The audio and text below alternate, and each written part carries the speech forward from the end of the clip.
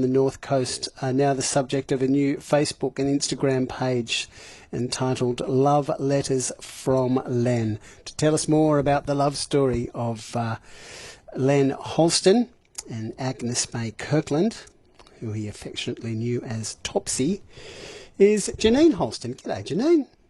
Hi, Bruce. How are you going? I'm getting all goosebumpy. We haven't even started talking yet. Where did you discover this treasure trove of romantic correspondence? Well, as the name suggests, I'm obviously related to Len. He was my great uncle.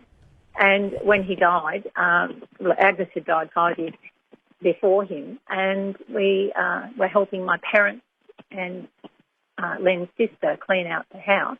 Because they didn't, unfortunately, never had children, so sorry to dampen all that there, but there was still a big love story. And found all these postcards in a box in one of their spare bedrooms, and went through them and just went, oh my God, this is amazing. And when my father retired, he then actually sorted them all out in series form, which I've had to go and resort now in date form, date order, and he had them all in a folder, or a little, like a photo album type thing. How many postcards were exchanged between the two? Well, I've got 97 all up, 17 of which are undated, so I don't know where they fit in, so they'll just slot in somewhere. But 97 all up between them. And it's quite funny because often you'll get 3 or 4 cards with the same date on them.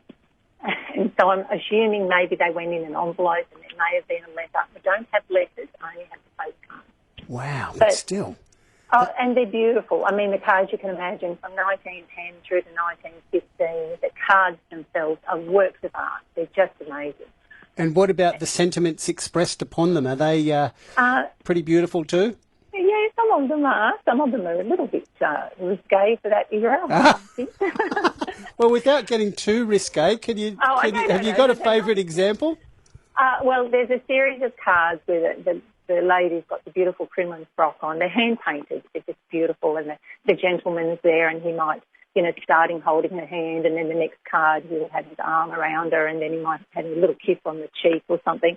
And yeah, all it will say was, what say you, Agnes? And just little things like that. But, I mean, when you knew them, it all made, it just obviously all made sense. But it's beautiful without saying too much, and I think that's the beauty of the story, is you can just look at the card and see a message that may be written on the front of the card, and you think, well, that's how he must have felt at that time, or that's how she felt.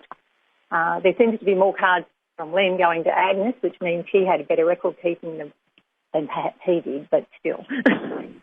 You've got to read between the lines a little bit to see the depth of their emotion.